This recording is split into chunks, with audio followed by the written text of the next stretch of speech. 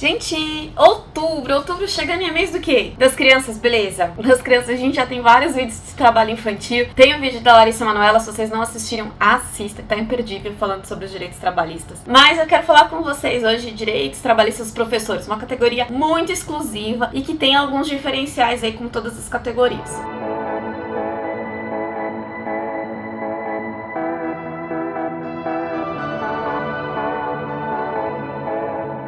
A nossa primeira foi motoboys, né? Lembram disso? Agora eu vou falar de professores com vocês. Uma coisa importante para começar é que o professor tem direito a férias, o professor tem direito a 13º salário. Isso é pacífico, fundo de garantia, registro em carteira e tudo mais. Mas tem algumas situações muito específicas dos professores e que as outras profissões não necessariamente têm os mesmos direitos que os professores, e eu gostaria de falar aí com vocês sobre essas questões. Uma das questões que mais me chama a atenção é a questão da perda de uma chance.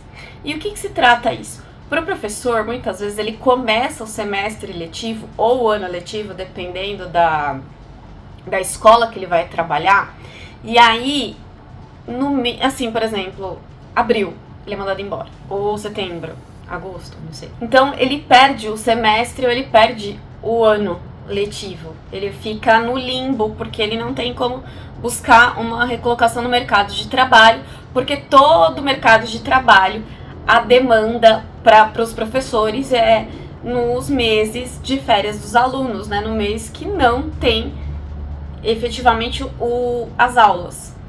Então, acaba tendo um prejuízo muito grande, a perda de uma chance dele trabalhar em outro estabelecimento de ensino. Por isso, eles têm direito à indenização. E essa indenização ela pode ser dano moral, ok? E também o dano material. No caso, o dano material por conta do semestre ou do ano letivo, aí tem direito à indenização dos salários que ele teria direito se ele estivesse dando aula. Interessante, né? Nem toda profissão é assim. Mas o professor, infelizmente, por conta da demanda ser muito pontual. Então a gente precisa se atentar a isso em relação a essas instituições de ensino. Uma coisa também interessante é que o professor de escola pública e o professor de escola particular, eles têm direitos diferentes previstos em convenção coletiva. O piso salarial, por exemplo, é diferente, então precisa ser observado isso também.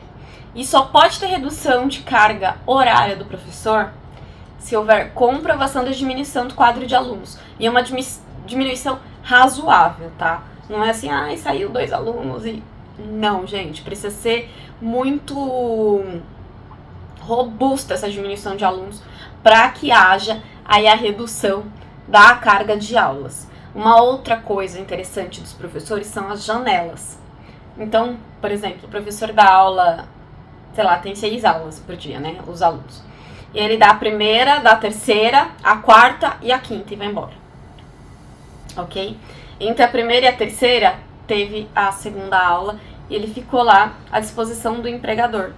Então ele recebe como hora-aula, porque ele tá lá na escola, entre essas janelas aí, então ele recebe a hora-aula, tá? Então isso também. Por isso que eles fazem sempre esses remanejamentos de aulas ali para os professores, para que eles fiquem nos dias e tenham poucas janelas, para que não tenha esse valor pago a mais. Então, por exemplo, ele não vai dar a primeira e a quarta aula, e ele vai ter a segunda, a terceira a ser pagas, ou, por exemplo, primeira e quinta, aí vai ter 3 aulas ali, 3 horas aulas que ele vai ficar à disposição e não vão ser pagas.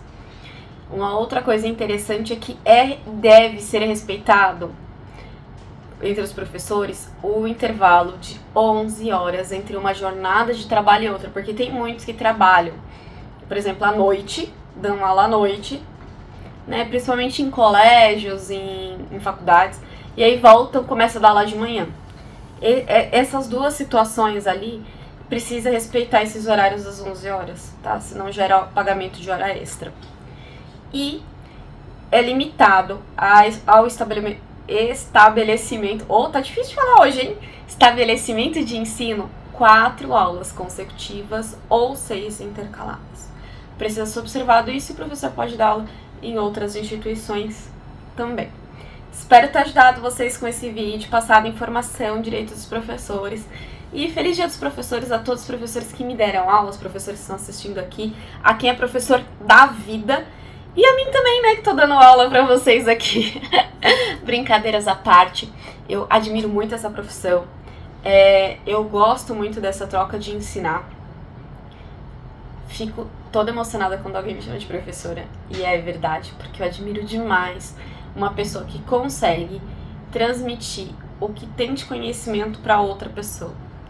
Eu valorizo demais isso, então meus parabéns a todos os professores, né? Porque em todas as profissões você precisou ter um professor para você chegar onde você chegou. Então, e na China, se eu não me engano, na China, é o único que não precisa se debruçar, né, para cumprimentar o imperador, porque eles respeitam muito a profissão e valorizam. Espero que no Brasil a gente comece a valorizar e parar de inverter um pouco os papéis, porque professor é para educar, e é uma educação de conhecimento, não é uma educação de vida, que quem dá a educação de vida são os pais. Então, prestem atenção nisso. Um beijo enorme a todos os professores, e que Deus os abençoe e dê muita saúde ali, tanto física quanto mental, né? Porque estamos vivendo tempos difíceis. Ai, não esqueçam! Se inscrevam no canal e curtam o vídeo. Beijo enorme e até o próximo vídeo.